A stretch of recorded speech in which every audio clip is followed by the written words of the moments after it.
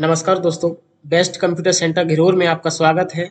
आज हम triple C के चैप्टर नंबर 8 जिसका नाम है digital financially tools and applications के टॉप 100 क्वेश्चंस को डिस्कस करेंगे। इससे पहले हमने 1 से लेकर 7 चैप्टर तक 100 क्वेश्चन को ऑलरेडी हमारी प्ले लिस्ट में जाके आप चेक करिए, उसको बनाए हुए हैं। इस तरीके से आज हम चैप्टर नंबर 8 के 100 क्वेश्चंस को डिस्कस करेंगे। अगली क्लास में हम चैप्टर नंबर 9 और उससे अगली क्लास में हम चैप्टर नंबर 10 के क्वेश्चंस को डिस्कस करेंगे। इस तरीके से हम अपनी सीरीज के तहत 1000 क्वेश्चंस को डिस्कस करने वाले हैं। यदि आप ये हजारों क्वेश्चंस देख लेते हैं तो आप एक ट्रिपल सी को अच्छी ग्रेड से पास कर सकते हैं। चलिए आज की अपनी क्लास बिना किसी देरी के स्टार्ट करते हैं। सबसे पहला आपका क्वेश्चन है यूपीआई पिन कितने अंक का होता है? यूपीआई पिन कितने अंक का होता है? 8 अंक, 4 अंक, 6 अंक, 4 और 6 अंक। बताइए यूपीआई पिन कितने अंक का होता है? क्वेश्चन नंबर 1 का राइट आंसर।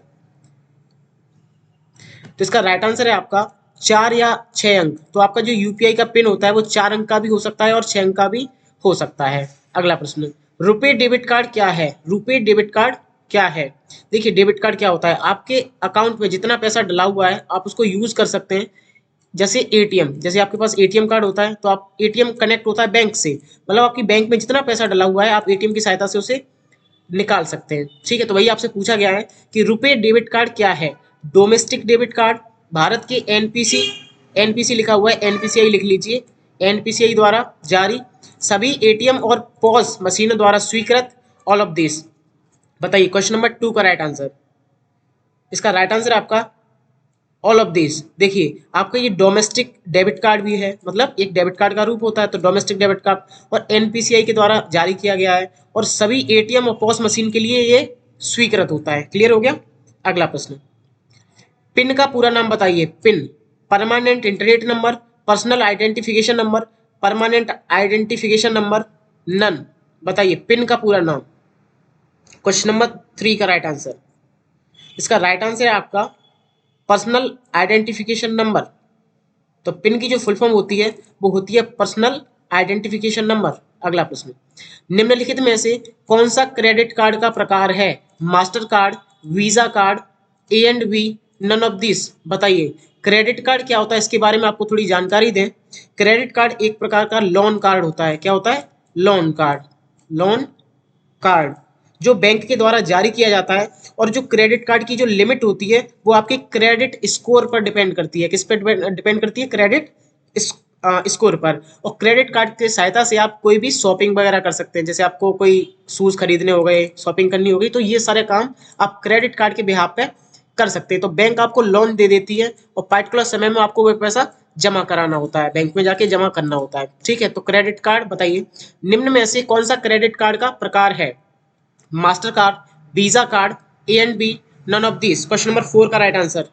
इसका राइट आंसर है आपका ए एंड बी। तो आपका मास्टर कार्ड और वीजा कार्ड दोनों आपके क्रेडिट कार्ड के प्रकार होते हैं। ठीक है, अगला प्रश्न, एवीआरएस का पूरा नाम क्या है? Aadhaar based remittance service, Aadhaar based reserve service, Aadhaar based reserve software, none of this. Question number 5 का राइट आंसर। इसका राइट आंसर है आपका Aadhaar based remittance service, remittance service, Aadhaar based remittance service. ये आपका एनपीसीआई द्वारा, NPCI National payment corporation of India द्वारा जारी किया जाता है।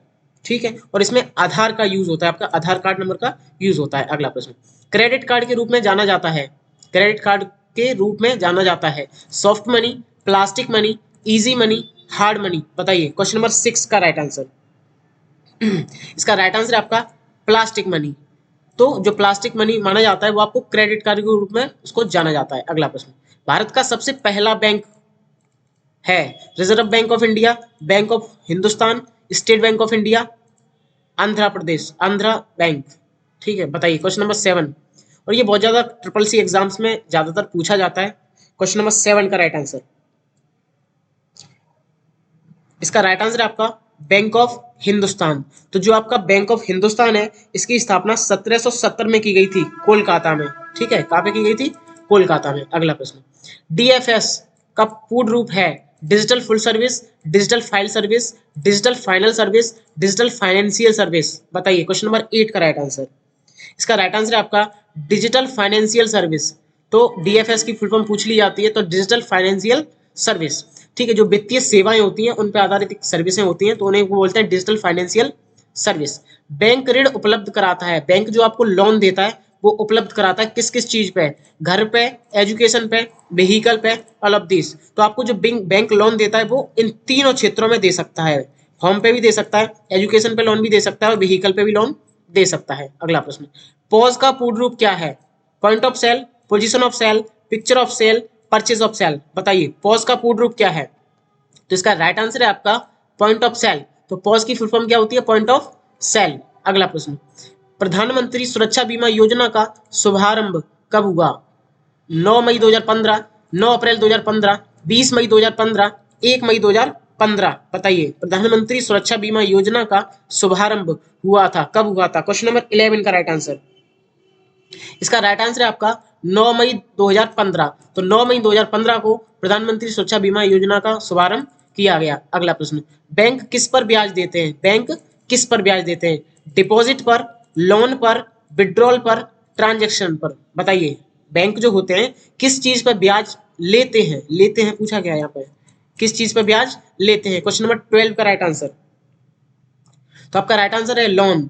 तो जो बैंक आपको लोन देता है उस पर्टिकुलर अमाउंट पे वो ब्याज चार्ज करते हैं। लोन मतलब लोन पे क्या करते हैं? ब्याज लेते हैं आपसे। ठीक है, कल को आपसे पूछा जाए कि बैंक जो आपको ब्याज देते हैं ना, वो जो देते हैं बैंक आपको ब्याज देते हैं वो किस चीज पे देते हैं? तो आपके अकाउंट में जितना पैसा डला होगा उस पर वो क्या देंगे? ब्याज देंगे। क्लियर? अगला प्रश्न, बैंक किस पर ब्याज देते हैं? क्वेश्चन आ गया, बैंक किस पर ब्याज देते हैं? बताइए डिपॉजिट पर, डिपॉजिट पर, लोन पर, विड्रॉल पर, ट्रांजैक्शन पर। बताइए क्वेश्चन नंबर 13 का राइट आंसर। इसका राइट आंसर है आपका डिपॉजिट पर, मतलब जो आपका अकाउंट में पैसा डला होता है उस पर क्या देंगे? ब्याज देंगे। विड्रॉल जब आप निकाल देंगे तो कोई ब्याज नहीं देंगे। ठीक है, अगला प्रश्न, इनमें से कौन सा मोबाइल बैंकिंग सेवा है?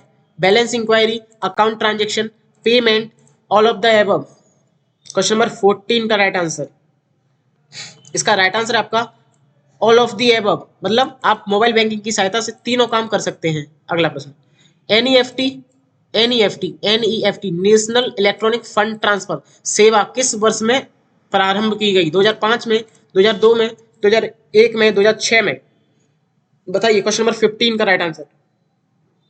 इसका राइट आंसर है आपका 2005 में। जो आपका एनईएफटी है, NEFT, NEFT national electronic fund transfer, इसकी सेवा जो प्रारंभ हुई थी वो आपकी 2005 में हुई थी। अगला प्रश्न, वन टाइम पासवर्ड मतलब OTP, OTP one time password सुरक्षित क्यों है? यह जनरेट करना आसान है, इसको शेयर नहीं कर सकते, पर यह प्रत्येक एक्सेस के लिए अलग अलग होता है, भिन्न भिन्न होता है, यह एक जटिल इनक्रिप्टेड पासवर्ड है। बताइए ओटीपी जो आपका होता है वन टाइम पासवर्ड वो सिक्योर क्यों है, सुरक्षित क्यों है? बताइए क्वेश्चन नंबर 16 का राइट आंसर।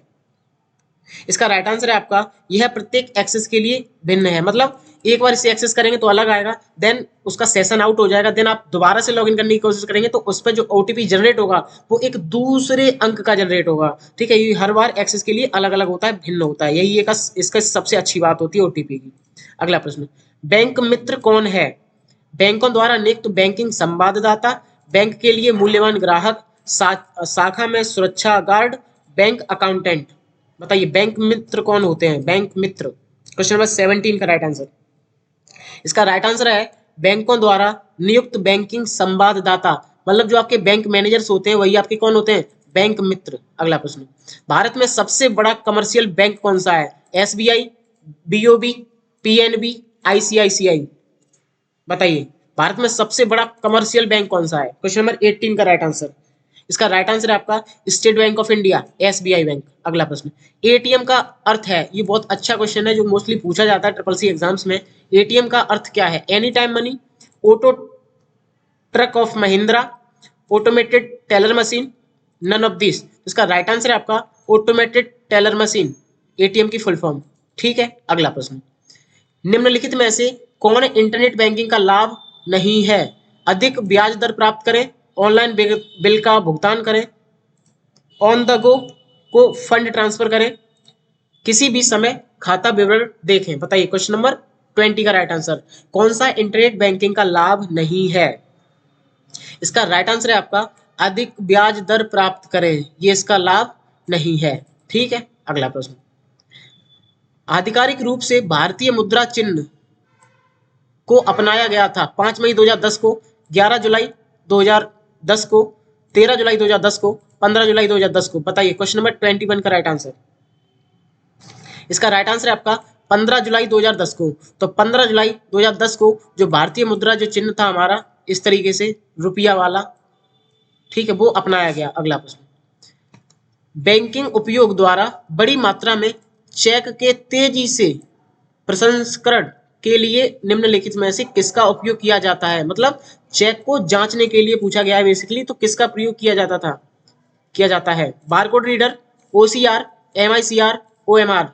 तो इसके लिए आपकी एमआईसीआर मशीन होती है, magnetic ink character recognition, MICR का इस्तेमाल करते हैं। कल को आपसे एक क्वेश्चन और पूछ लिया जाता है कि जो आपका बैंक का जो चेक होता है वो जारी होने से कितने टाइम तक वैलिड रहता है? तो जारी होने से 3 महीने तक आपका बैंक का चेक मान्य रहता है। ठीक है, ये क्वेश्चन भी बहुत ज्यादा पूछा जाता है। अगला प्रश्न। एटीएम या डेबिट कार्ड, मतलब बात है कि एटीएम बोलते हैं या डेबिट कार्ड बोलते हैं, पर मुद्रित संख्या में कितने अंक होते हैं? 12 अंक, 16 अंक, 15 अंक, 14 अंक। बताइए, क्वेश्चन नंबर 23 का राइट आंसर। इसका राइट आंसर है आपका 16 अंक। जो आपके एटीएम और डेबिट कार्ड पे अंक होते हैं वो आपके 16 होते हैं। अगला प्रश्न 24। बैंक संवाददाता कौन है? इस क्वेश्चन पे हमने ऑलरेडी अभी डिस्कस किए थे कुछ क्वेश्चंस पहले। जो बैंकिंग सेवाएं प्रदान करते हैं, आवास व्यवसाय का एक एजेंट, एक प्रकार का धन उधार देने वाला, इनमें से कोई नहीं। बताइए, बैंकिंग संवाददाता कौन होते हैं? इसका राइट आंसर है आपका जो बैंकिंग सेवाएं आपको प्रदान करते हैं वही क्या होते हैं? बैंक संवाददाता। इसको मैनेजर भी बोलते हैं, मैनेजर। ठीक है, जो बैंक में आपके मैनेजर साहब होते हैं वही। अगला प्रश्न। आधार सीडिंग क्या है? आधार सीडिंग क्या है? Linked Aadhaar card to bank account, linked Aadhaar card to post office, linked Aadhaar card to gas connection, none of this. तो आधार सीडिंग क्या होता है? अपने आधार को अपनी बैंक से लिंक कराना, यही आपका क्या होता है? आधार सीडिंग। अगला प्रश्न। यूपीआई को एनपीसीआई द्वारा विकसित किया गया, ट्रू या फॉल्स? बताइए। यूपीआई की फुल फॉर्म होती है unified payment interface, unified payment interface. NPCI की फुल फॉर्म होती है national payment corporation of India, national payment corporation of India. तो बताइए, जो यूपीआई है उसको क्या एनपीसीआई द्वारा विकसित किया गया? क्या उसी ने बनाया है उसको? क्वेश्चन नंबर 26 का राइट आंसर, ट्रू या फॉल्स? तो जी बिल्कुल, यूपीआई को किसने बनाया है? एनपीसीआई ने। अगला प्रश्न। क्यूआर कोड क्या है? क्यूआर कोड क्या है? अब आपसे क्यूआर की फुल फॉर्म पूछ ली जाती है तो आप बता देंगे quick response, quick response code. जो आपका क्यूआर कोड होता है वो क्विक रिस्पॉन्स कोड होता है। ये 2D होता है। कैसा? 2D। और किसने बनाया? ये डेंसोवेव नामक कंपनी ने, डेंसोवेव नामक कंपनी ने। बताइए, क्यूआर कोड क्या होता है? Binary code, a type of bar code, programming code, none of this. तो आपका जो क्यूआर कोड होता है एक प्रकार का बार कोड होता है, एक प्रकार का बार कोड होता है। अगला प्रश्न। यूपीआई का मतलब है, पूछ लिया गया यूपीआई की फुल फॉर्म बताइए। तो बताइए, इसकी फुल फॉर्म होती है unified payment interface, unified payment interface. इसको बनाया किसने? एनपीसीआई ने, NPCI, National payment corporation of India. अगला प्रश्न। एटीएम पिन कितने डिजिट का होता है? जो आपका एटीएम का पिन होता है वो कितने अंकों का होता है, कितने डिजिट का होता है? 3 अंक, 2 अंक, 5 अंक, 4 अंक। एटीएम पिन की बात कर रहे हैं, एटीएम पिन। क्वेश्चन नंबर 29 का राइट आंसर। इसका राइट आंसर है आपका 4। तो एटीएम पिन में आपके कितने डिजिट्स होते हैं? 4। अगला प्रश्न।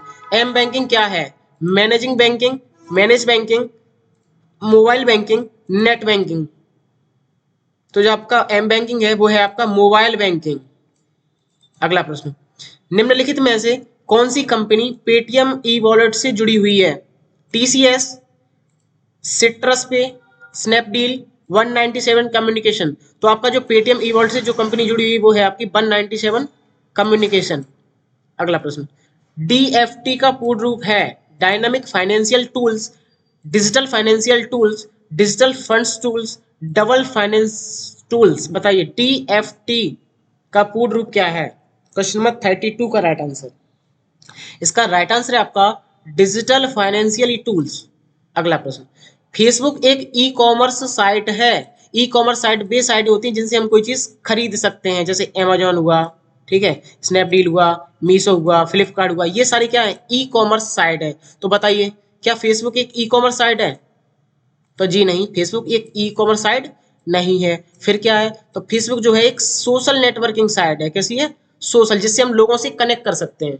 ठीक है, अगला प्रश्न, केवाईसी का मतलब बेसिकली पूछा गया है, केवाईसी की फुल फॉर्म बताइए। Know your customer, know your character, know your sale, know your card. तो केवाईसी की फुल फॉर्म होती है आपकी नो योर कस्टमर। अगला प्रश्न, यूपीआई भुगतान इंटरफेस किसके द्वारा विकसित किया गया? तो अभी बोला गया था कि जो आपका यूपीआई है वो एनपीसीआई द्वारा विकसित किया गया है। तो national payment corporation of India is the right answer. अगला प्रश्न, डिजिटल पेमेंट में बड़े लेन देन के लिए ट्रांसफर मोड कौन सा है? बड़े लेन देन मतलब हमें एक बड़ी रकम ट्रांसफर करनी है तो मैं किसका प्रयोग करेंगे? IMPS, NEFT, UPI, RTGS. IMPS की फुल फॉर्म होती है इमीडिएट पेमेंट सर्विस, एनईएफटी की फुल फॉर्म होती है national electronic fund transfer, UPI की फुल फॉर्म होती है यूनिफाइड पेमेंट इंटरफेस, आरटीजीएस की फुल फॉर्म होती है रियल टाइम ग्रॉस सेटलमेंट। अब बताइए क्वेश्चन नंबर 36 का राइट आंसर, हमें यदि कोई बड़ा लेन देन करना है तो हम किस तरीके का ट्रांसफर मोड का यूज करेंगे? क्वेश्चन नंबर 36, इसका राइट आंसर है आपका RTGS, real time gross settlement. यदि हमें एक जगह से दूसरी जगह पैसा बड़े रकम में ट्रांसफर करना है तो आप आरटीजीएस मेथड का यूज करेंगे। ठीक है, इसमें आपको जो मिनिमम पैसा ट्रांसफर कर सकते हैं वो आपका 2 लाख रुपए है। ठीक है, ये क्वेश्चन भी बहुत ज्यादा पूछा जाता है कि आरटीजीएस में जो मिनिमम हम पैसा ट्रांसफर कर सकते हैं वो कितना है? 2 लाख रुपए। अगला प्रश्न, पैन का अर्थ क्या है? एक kind of account, primary account number, permanent account number, position account number.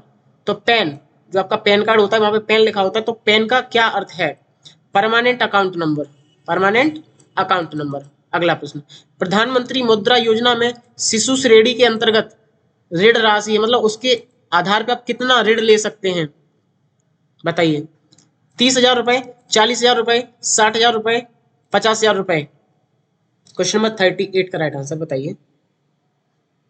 इसका राइट आंसर आपका 50,000 रुपए। तो प्रधानमंत्री मुद्रा योजना में शिशु श्रेणी के अंतर्गत आप 50,000 का लोन ले सकते हैं। अगला प्रश्न, आधार है एक मतलब आधार एक क्या है? आधार एक क्या है? 12 डिजिट का नंबर है, 12 डिजिट का नंबर कार्ड है। ID proof issued by UDI मतलब यूडीआई द्वारा जारी किया गया आईडी कार्ड है।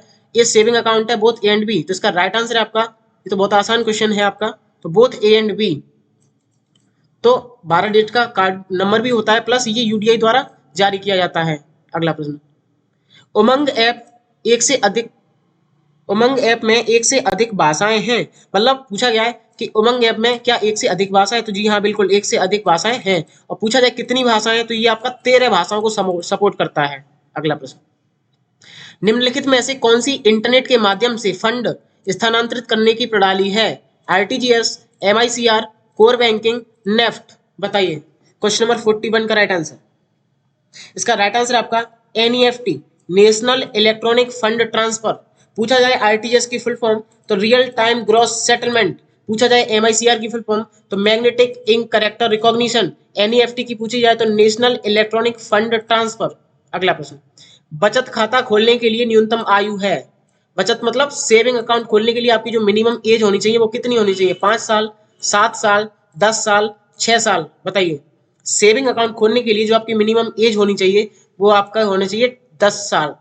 ठीक है, अगला प्रश्न, RTGS real time gross settlement लेन देन के लिए निर्धारित न्यूनतम और अधिकतम सीमा रुपयों में क्या है? न्यूनतम सीमा 1 लाख से अधिकतम 10 लाख रुपए, 25,000 से 1 लाख रुपए, 2 लाख से अधिकतम कोई सीमा नहीं है और 25,000 से अधिकतम कोई सीमा नहीं है। बताइए, ऑलरेडी हम डिस्कस किए थे इस क्वेश्चन को, तो इसका क्वेश्चन नंबर 43 का जो राइट आंसर है आपका वो है न्यूनतम सीमा 2 लाख रुपए मतलब मिनिमम कितना होना चाहिए? 2 लाख रुपए और मैक्सिमम इसकी कोई भी लिमिट नहीं है। और बड़े फंड ट्रांसफर करने के लिए आपको रियल टाइम ग्रॉस सेटलमेंट का यूज करना होता है। अगला प्रश्न, आरटीजीएस में टी का अर्थ है तो रियल टाइम ग्रॉस सेटलमेंट, तो टी स्टैंड फॉर टाइम, तो रियल टाइम ग्रॉस सेटलमेंट। अगला प्रश्न, बैंक ड्राफ्ट कौन जारी करता है? Private sector banks, regional rural banks, public sector banks, all of this. तो बताइए बैंक ड्राफ्ट कौन जारी करता है? Question number 45। अब बता दें थोड़ा बैंक ड्राफ्ट के बारे में, तो ये हमें बड़ी राशि का भुगतान यदि हमें करना होता है तो बैंक ड्राफ्ट जारी करता है। उसको कौन कौन जारी कर सकता है बताइए? क्वेश्चन नंबर 45 का राइट आंसर, इसका राइट आंसर आपका ऑल ऑफ दी एबव मतलब तीनों ऑप्शन आपके, तीनों चीजें, तीनों लोग क्या कर सकते हैं बैंक ड्राफ्ट जारी कर सकते हैं। अगला प्रश्न, एपीईएस, तो यहाँ पे आपको एपीईएस बोला गया है तो आप एईपीएस इसको कर लीजिए, एईपीएस इसको काट दीजिए। एईपीएस का फुल फॉर्म क्या है? एईपीएस का फुल फॉर्म क्या है? एनुअल प्रीमियम इक्विवेलेंट सिस्टम, आधार इनेबल्ड पेमेंट सिस्टम, आधार प्रीमियम इनेबल्ड सिस्टम, आधार पेमेंट इनेबल्ड सिस्टम, बताइए एईपीएस का फुल फॉर्म। क्वेश्चन नंबर 46 का राइट आंसर, इसका राइट आंसर है आपका आधार इनेबल्ड पेमेंट सिस्टम। एईपीएस का फुल फॉर्म है आपका आधार इनेबल्ड पेमेंट सिस्टम। ठीक है, अगला प्रश्न, कौन सा मोबाइल वॉलेट कैश विड्रॉल की अनुमति नहीं देता है? Open wallet, semi open wallet, semi closed wallet, all of this. Question number 47 का राइट आंसर, इसका राइट आंसर है आपका ऑल ऑफ दिस। तो इनमें से एक भी ऐसा नहीं है जो आपको कैश विड्रॉल की अनुमति देता हो। अगला प्रश्न, बैंक गोल्ड लोन देता है आभूषण का व्यापार करने के लिए, सोने के आभूषण खरीदने के लिए, सोने के आभूषण गिरवी रखने के लिए, ये सभी। तो बैंक जो आपको गोल्ड लोन देता है, जैसे ये बैंक है, यदि आपके गोल्ड लेना चाहती है तो आपको इस तरीके से बोलेगी कि भाई गोल्ड लोन ले लीजिए, गोल्ड लोन, गोल्ड पे क्या ले लीजिए? लोन। तो आपका जो गोल्ड है वो अपनी बैंक में रखवाएगी इस तरीके से, ठीक है, रखवाएगी। तो गिरवी रखने के लिए, तो सोने के आभूषण गिरवी रखने के लिए आपको क्या देती है? बैंक गोल्ड लोन देती है। ठीक है, अगला प्रश्न, आईएमईआई का पूरा नाम क्या होता है? Internet mobile equivalent identity, international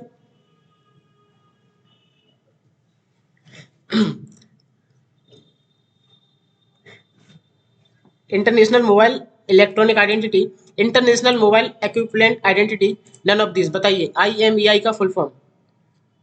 question number 49 का राइट आंसर, इसका राइट आंसर है आपका international mobile equipment identity. Clear, अगला प्रश्न, यूपीआई द्वारा यूनिफाइड पेमेंट इंटरफेस, यूपीआई द्वारा भुगतान की समय सीमा क्या है? 7 बजे से 8 बजे तक, 8 बजे से 7 बजे तक, 8 बजे से 6 बजे तक, नो टाइम लिमिट। तो इसका राइट आंसर है आपका नो टाइम लिमिट, कभी भी आप इसे ट्रांजेक्शन कर सकते हैं। अगला प्रश्न, यूआईटीएआई का पूरा नाम क्या होता है? University identification authority of India, unique identification authority of India, unique information authority of India, none.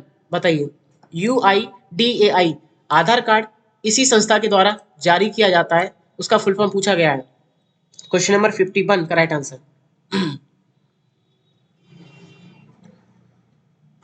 इसका राइट आंसर है आपका unique identification authority of India.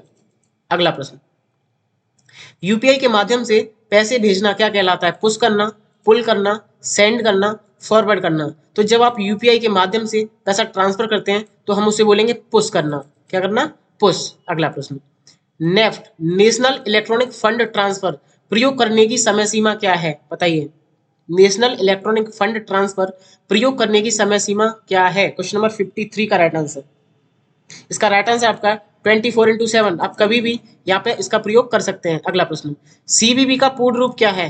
Card virtual verification, card verification value, credit verification value, credit virtual value. Question number 52, इसका right answer है आपका card verification value. अगला प्रश्न, EMI का full form क्या है? अब मैं आपको समझा दूं ईएमआई क्या होता है। जैसे आपने 15,000 की कोई चीज खरीदी और उस 15,000 को आप किस्तों के रूप में देना चाहते हैं, तो वही आपकी जो मंथली इंस्टॉलमेंट बनेगी उसी को हम बोलेंगे ईएमआई। क्या बोलेंगे? ईएमआई। उसकी फुल फॉर्म पूछी गई है, बताइए। क्वेश्चन नंबर 55 का राइट आंसर, इसका राइट आंसर है आपका इक्विटेड मंथली इंस्टॉलमेंट, इक्विटेड मंथली इंस्टॉलमेंट। अगला प्रश्न, चेक की वैलिडिटी कब तक रहती है? जारी करने के 4 महीने तक, जारी करने से 3 महीनों तक, जारी करने से 1 महीने तक, कोई लिमिट नहीं होती। तो इसका राइट आंसर है आपका जब हम जारी करते हैं उससे 3 महीने तक ये आपका मान्य रहता है, अदरवाइज एक्सपायर हो जाता है। अगला प्रश्न, एटीएम पासवर्ड किसको बताना चाहिए? हस्बैंड या वाइफ को, सन को, डॉटर को, किसी को नहीं। तो जो आपका एटीएम का जो पासवर्ड होता है वो आपको किसी के साथ शेयर नहीं करना चाहिए। ठीक है, अगला प्रश्न, किस पर सबसे अधिक ब्याज इंटरेस्ट मिलती है? करेंट अकाउंट पर, सेविंग अकाउंट पर, फिक्स डिपॉजिट पर, नन ऑफ दिस। किस पर सबसे अधिक ब्याज मिलती है? तो फिक्स डिपॉजिट पर आपको सबसे अधिक ब्याज मिलती है, मतलब आपके अकाउंट में जितना पैसा डला हुआ है उस पर क्या मिलेगी? ब्याज। अगला प्रश्न, हम एटीएम सर्विस का यूज कब कर सकते हैं बताइए। तो एटीएम सर्विस का यूज हम कर सकते हैं 24/7/365 दिन। ठीक है, अगला प्रश्न, निम्नलिखित में से किसने भीम ऐप को विकसित किया? भीम की फुल फॉर्म होती है Bharat Bharat interface for money. Bharat interface for money किसके द्वारा विकसित किया गया? NPCI, RBI, IBM, SBI. Question number 60 का राइट आंसर। इसका राइट आंसर है आपका NPCI, National payment corporation of India. इस चैप्टर में कुछ ऐसा है कि जैसे आपका भीम हुआ, यूपीआई हुआ, ये सारी चीजें एनपीसीआई ने ही डेवलप करी हैं, एनपीसीआई ने ही जारी करी हैं। ठीक है, तो national payment corporation of India. अगला प्रश्न, ई रूपी क्या है? ई वाउचर, एम पैसा, क्लोज वॉलेट, पेटीएम सर्विस। तो आपका ई रूपी जो है वो आपका इलेक्ट्रॉनिक वाउचर है। क्या है? Electronic voucher. अगला प्रश्न, भारत में क्रेडिट कार्ड शुरू करने वाला पहला बैंक कौन सा था? ये मोस्ट इंपोर्टेंट क्वेश्चन है, अधिकतम एग्जाम्स में ये पूछा जाता है। State bank of India, central bank of India, HDFC bank, ICICI bank. बताइए क्वेश्चन नंबर 62 का राइट आंसर। इसका राइट आंसर है आपका सेंट्रल बैंक ऑफ इंडिया। तो जो आपका सेंट्रल बैंक ऑफ इंडिया है, इसने सबसे पहले भारत में क्रेडिट कार्ड शुरू किया था। अच्छा, इसने जो कार्ड शुरू किया था उसका नाम था सेंट्रल कार्ड। क्या नाम था? Central card. ठीक है, उसका नाम क्या था? Central card. और इसको 1980 में लॉन्च किया गया था, 1980 में। क्लियर? तो बैंक जारी करने वाला बैंक का नाम क्या था? Central bank of India. और उस कार्ड का नाम क्या था? Central card. और कब हुआ था ये? 1980 में। अगला प्रश्न, बीपीए का मतलब वर्चुअल पेमेंट एड्रेस है, ट्रू या फॉल्स? क्वेश्चन नंबर 63 का राइट आंसर।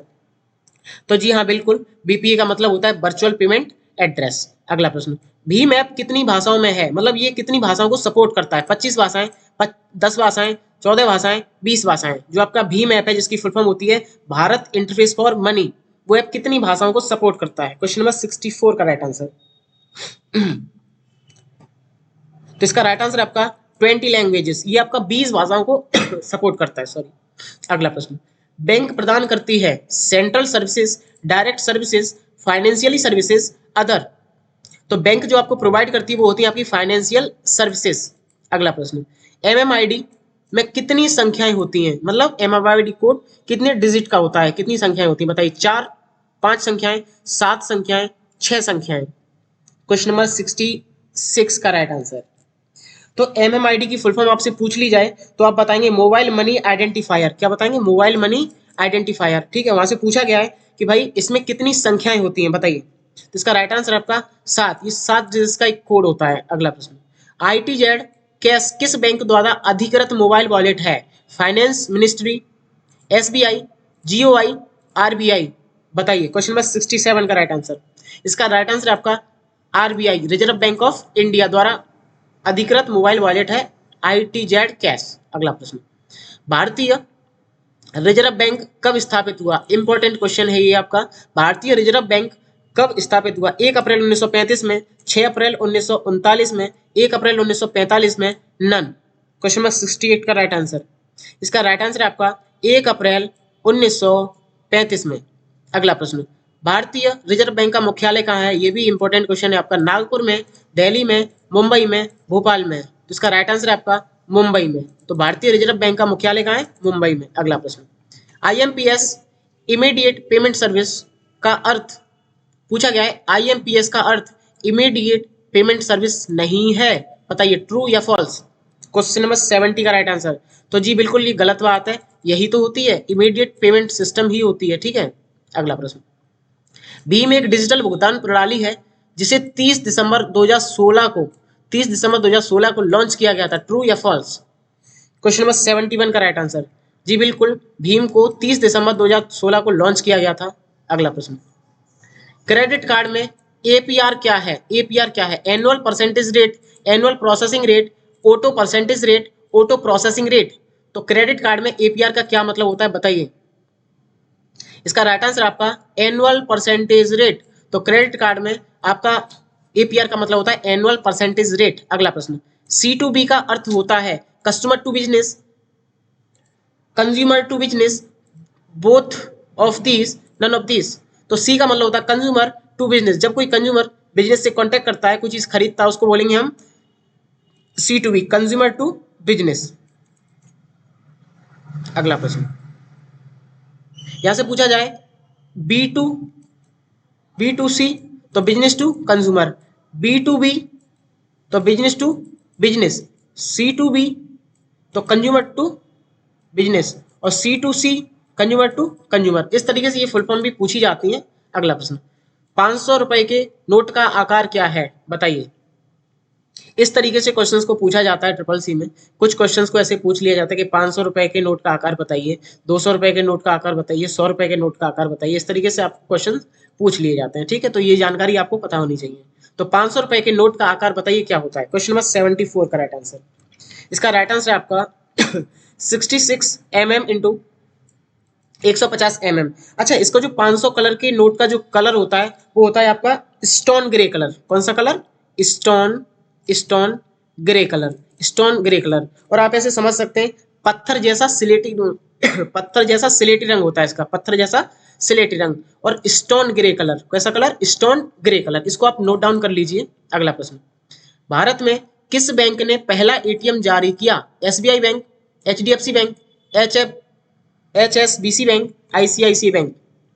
तो इसका राइट आंसर है आपका क्वेश्चन नंबर 75 का राइट आंसर है आपका एचएसबीसी बैंक। और एचएसबीसी की फुल फॉर्म इधर दी गई है, Hong Kong and Shanghai bank corporation limited. 1987 में ये आपका जारी हुआ था, ठीक है। अगला प्रश्न, कितनी बार गलत ओटीपी डालने पर कार्ड को ऑनलाइन भुगतान के लिए ब्लॉक कर दिया जाता है? 2 बार, 3 बार, more than 3 times, none of this. बताइए, हम गलत ओटीपी डालते चले जा रहे हैं, चले जा रहे हैं, तो कितने अटेम्प्ट के बाद वो ओटीपी आपका ब्लॉक कर दिया जाएगा? बताइए।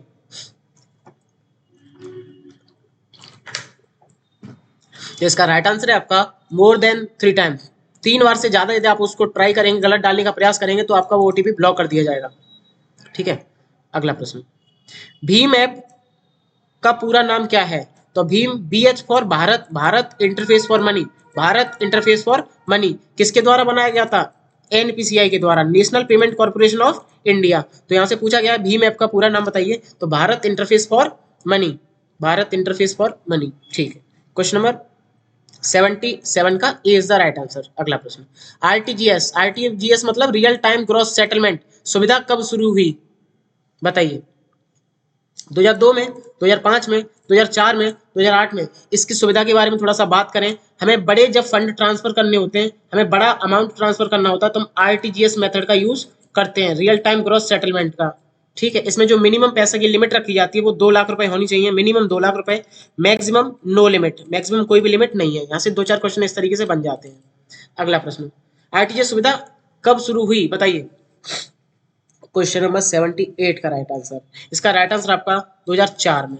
तो आरटीजीएस सुविधा है वो तो आपकी 2004 में लागू हुई या शुरू हुई। 10 का पूरा नाम बताइए। Tax account number, tax deduction and collection account number, transaction account number. बताइए 10 का पूर्ण रूप क्या है? क्वेश्चन नंबर 79 का राइट आंसर। इसका राइट आंसर है आपका tax deduction and collection account number. अगला प्रश्न, एमआईसीआर कोड में कितनी संख्याएं होती हैं? 6 संख्याएं, 7 संख्याएं, 8 संख्याएं, 9 संख्याएं। बताइए। क्वेश्चन नंबर 80 का राइट आंसर। इसका राइट आंसर है आपका डी, 9 संख्याएं। तो आपको एमआईसीआर कोड में आपकी 9 डिजिट्स होते हैं, 9 संख्याएं होती हैं। अगला प्रश्न, क्यूआर जिसकी फुल फॉर्म होती है क्विक रिस्पॉन्स कोड में कितने नंबर संग्रहित किए जा सकते हैं? 1024, 5028, 7089, नो लिमिट। बताइए। क्वेश्चन नंबर 81 का राइट आंसर। इसका राइट आंसर है आपका 7089। तो इसमें क्यूआर में आप 7089 नंबर को स्टोर करके रख सकते हैं। अगला प्रश्न, भारत में कमर्शियल पेपर कब पेश किया गया? 1995 में, 1990 में, 2024 में, 2025 में। क्वेश्चन नंबर 82 का राइट आंसर बताइए। इसका राइट आंसर आपका 1990 में। अगला प्रश्न, इनमें से एक ई बैंकिंग से संबंधित नहीं है? ESC, ATM, SPMS, demand draft. बताइए इनमें से कौन सा टर्म ई बैंकिंग से संबंधित नहीं है?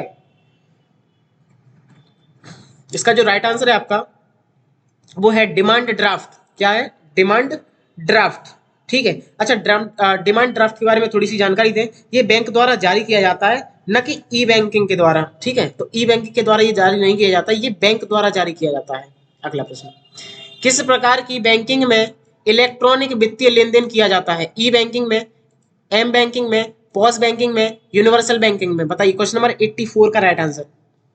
तो इलेक्ट्रॉनिक बैंकिंग में इलेक्ट्रॉनिक वित्तीय लेन देन किया जाता है, तो वो आपका किया जाता है ई बैंकिंग में। तो ई बैंकिंग में हम इलेक्ट्रॉनिक वित्तीय लेन देन कर सकते हैं। अगला प्रश्न, ई कॉमर्स लेन देन के दौरान हमें किन चीजों का ध्यान रखना चाहिए? सिक्योरिटी का, सेल का, डिस्काउंट का, इजी ऑफ ट्रांजेक्शन का?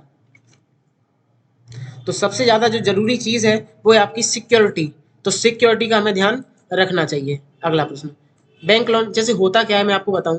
ई कॉमर्स जैसे कोई, जैसे आपका हुआ अमेजोन, तो अमेजोन की कोई डुप्लीकेट साइट बनी होगी जिसको नाम हल्का सा उसने चेंज कर दिया होगा, दिख आपको सेम अमेजोन जैसी रही होगी। आप वहाँ पे पैसा ट्रांसफर कर देंगे, आप कोई चीज ऑर्डर कर देंगे, आपके पास रिसिप्ट बिल भी बन के आ जाएगा, लेकिन पैसा तो ऑलरेडी आपका चला गया ना। लेकिन फिलहाल आपका जो लास्ट में प्रोडक्ट आएगा वो आएगा ही नहीं। क्यों? क्योंकि ओरिजिनल आपका अमेजोन था ही नहीं। तो ये चीज आपको पता होनी चाहिए, तो सिक्योरिटी इज द मेन। अगला प्रश्न, बैंक लोन नहीं देती है गोल्ड पर, एलआईसी पॉलिसी पर, लॉटरी टिकट पर, एनएससी पर? तो बैंक लोन आपकी लॉटरी टिकट पर नहीं देती है। ठीक है। अगला प्रश्न, निम्नलिखित में से किसका उपयोग भारत के बाहर पैसा भेजने के लिए किया जाता है? आरटीजीएस का, नेफ्ट का, स्विफ्ट का, आईएफएससी का? तो यदि हमें भारत के बाहर इंटरनेशनल ट्रांजेक्शन करना है तो हम किसका यूज करेंगे? हम करेंगे स्विफ्ट कोड का। किसका? जो बैंक शाखा से प्राप्त होता है आपका, उस स्विफ्ट कोड का यूज करेंगे। लेकिन हमें एक ही देश में रह के उसी देश की बैंक में पैसा भेजना है तो हम आईएफएससी कोड का इस्तेमाल करेंगे। ठीक है। अगला प्रश्न, सार्वजनिक क्षेत्र का सबसे बड़ा बैंक कौन सा है? BOB, SBI, RBI, PNB? बताइए, क्वेश्चन नंबर 88 का राइट आंसर। इसका राइट आंसर आपका SBI, state bank of India. अगला प्रश्न, बैंकों का बैंक कौन सा है? और इंपॉर्टेंट क्वेश्चन है ये, बैंकों का बैंक कौन सा है? BOB, SBI, RBI, PNB? इसका राइट आंसर आपका RBI, reserve bank of India. ये बैंकों का बैंक के रूप में इसको जाना जाता है। ये महत्वपूर्ण क्वेश्चन है आपका। अगला प्रश्न, यूपीआई को किसके द्वारा लॉन्च किया गया? आर गांधी मतलब राहुल गांधी के द्वारा, एस मुंद्रा द्वारा, अरिजीत पटेल द्वारा, रघुराम जी राजन द्वारा? बताइए। तो यूपीआई को आपको रघुराम जी राजन द्वारा लॉन्च किया गया था। अगला प्रश्न, भारतीय मुद्रा रुपया किन दो भाषाओं के मेल से बना हुआ है? देवनागरी अरबी से, अरबी फारसी से, देवनागरी रोमन से, ये सभी? बताइए, क्वेश्चन नंबर 91 का राइट आंसर। इसका राइट आंसर आपका देवनागरी रोमन से। अगला प्रश्न, वह अंक जो आईएफएससी कोड में शाखा विवरण के साथ बैंक विवरण को अलग करता है? बताइए।